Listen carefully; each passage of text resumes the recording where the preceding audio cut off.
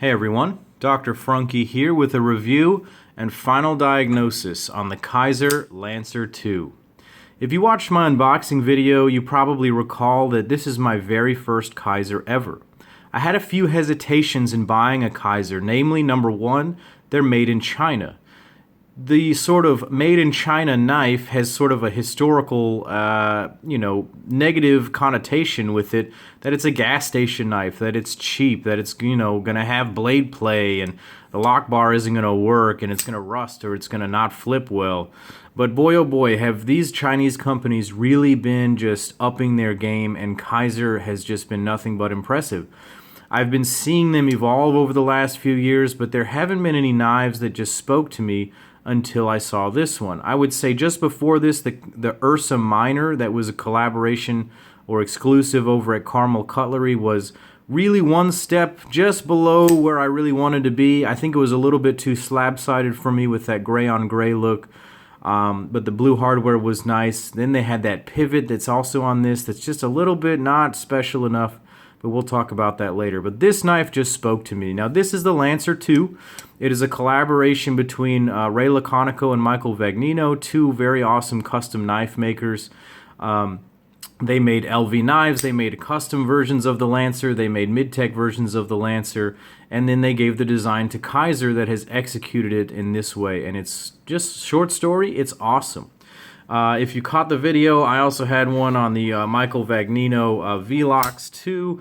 You can just get a quick size comparison. They're very similar in terms of their EDC ability. This one comes in at $188 and this one at just $88. There's a real difference, a real reason for that in terms of the build materials and everything, but the quality is there in both of these knives, and I've been very impressed with Kizer.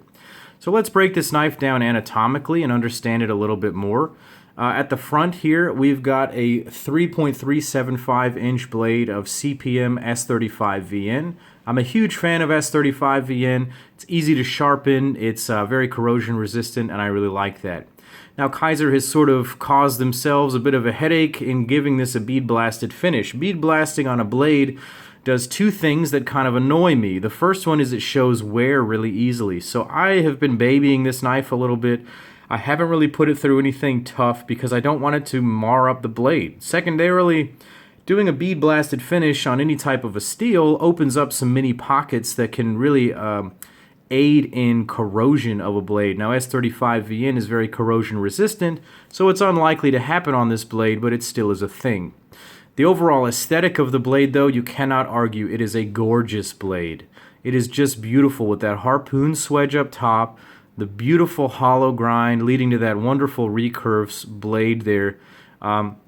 The knife actually came ridiculously sharp from the factory. I've got a piece of paper I've already been cutting on here. This is the factory edge. I just need to be able to actually cut well with it. There we go. It's not the blade's fault. It's totally my fault. This is tough to do on camera sometimes, but the edge just goes straight through that magazine paper as if it were nothing. So really, really nice edge from the factory. I imagine it's running, way less than 40 degrees. So very, very cool that came so sharp. I wouldn't want to resharpen it though. That is the one downfall of the recurve blade. But I will say that functionally, when you're doing draw cuts and things, that recurve really gives you a nice point of traction for opening up packages, cutting through some types of food and whatnot. And with regards to specifically food prep, it's not ideal because it's nice to have that flat edge sometimes for some of your slicing needs. But in terms of EDC uses, that recurve is actually kind of nice. It cuts through tape and packages and cardboard really well. The hollow grind gets it very thin behind the edge, so I really like that. It's cool. I like that you can get your thumb up on the harpoon swedge. There's no real jimping. This is much more of a gentleman's knife than a real tactical knife. The one downfall of the blade, beside maybe the bead blasting, is the fact that this is not a real finger choil. I would have loved to have a real finger choil up here. One of my favorite things in the entire world is a forward finger choil. I've got it on my Curtis Knives F3. It's even on the, where is it now? Oh, I just put it down. The Spyderco Para 3, which I've got over here. I'm going to get some size comparisons on the screen for you. So all of these are pretty small knives, 3.25 inches, about 3 inches of blade right there.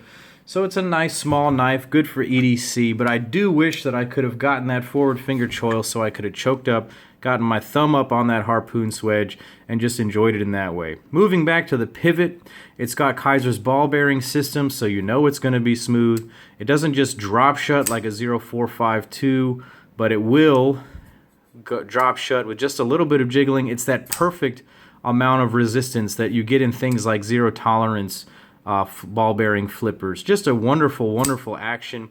The detent is really strong. It is only a flipper opening, so I can even slip off of it right there. They tuned it so that it's nice and strong so that it flips out with authority every single time. The flipper tab is really nice. There's no sharp spots on it. I appreciate that it's rounded. It's not overly long. It's not going to scrape up the stuff in your pocket. It's good for a light switch, and it's also good for a push button deployment. It's awesome. It works very well. Lockup is phenomenal. It's got a steel lock bar insert that matches beautifully up with the steel, and it's not going to go anywhere now. It's nice and settled in, and that is just, you couldn't have designed that mathematically any better. It just is perfectly matched up. I appreciate that a lot. Now moving back to my favorite part of the knife, really the handles. They're really just showstoppers. This knife cost $188, and it has 6AL4V titanium handles that are double anodized and contoured. You just don't see that very often. There are so many slab-sided knives out there that cost even more money. Let's be real. My Zero Tolerance 0392 is a flat piece of titanium. This thing came in at $425. Now, there are some other beefier qualities and structural qualities that make it worth that, but even my Curtis F3 is a bit of a slab-sider right there. You know, I think that when you start getting into things like customs, like the Rosenti, where it's totally contoured, it's just really impressive. For a fraction of the cost, you're getting a really well-made handle right there. Then they come back, they drill these holes, they polish the inside, so I'm going to get a nice close-up here for you, and then they re-anodize the inside with bronze, and it is just gorgeous. I really, really like that. It allows you to carry this with a bronze light, a brass light, or a blue light, or, you know, other things. You can really coordinate with it with those colors. If you wear a gold watch, I mean, that's what we're talking about here. This is basically a form of a pocket jewelry, but it's also really, really functional. It's got a nice construction going on here, just two pillars over here. I don't know if they're steel or titanium. Maybe someone could tell me. There's a lanyard pin back here for those who care about that. That's press fit in there, so there's no ugly like hardware showing. I appreciate that. It's well hidden. It's subtle. Much better than, say, the Para 3 with this stupid thing hanging off the back. In any case, the handle is the perfect size for the blade. I'm not afraid that I'm going to hit myself on there at all. And then the back side is fairly plain as well. It's got that nice cutout. One thing that I really appreciate about this particular model over even the customs and the mid-techs is the pocket clip. On the customs themselves and the mid-techs, it came with just a flat sort of a spring clip. And then this one comes with a fully machined and 3D'd titanium clip. There's a design to it that I'm not really certain flows with the rest of the knife itself. I think that this clip probably came off of Kizer's shelf and they just stuck it on this knife. That doesn't really seem to flow with the design of the rest of the knife, but I will say it's cool. It works really well.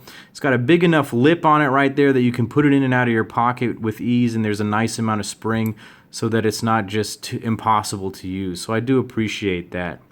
So at 4.6 ounces with a 3.3 inch blade, 0.45 inches thick, and nice ergonomics, this knife is a joy to EDC. It's got a great clip, it's got a sharp edge, and this knife just functions really beautifully. The action is out of control. I've really enjoyed carrying this. I've been thoroughly impressed. What is my final diagnosis? My final diagnosis is buy this knife. Check out Kizer. This is probably the best knife that Kizer makes right now, in my personal opinion, because of the materials, the look, and the price point. At $188, it's hard to argue. This is equivalent to some $300 knives out there, maybe even a little bit better. So go and give this a good hard look. It's available at most of your normal retailers. Fantastic offering from Kizer Knives. Thank you guys for stopping by. Go over to my Instagram and check out some pictures of this at Dr. Frunkey. Click like and subscribe to my YouTube channel. I really enjoy doing this. I've enjoyed carrying this knife. And I hope you guys come back for some more videos soon. As always, this is Dr. Frunkey saying take care.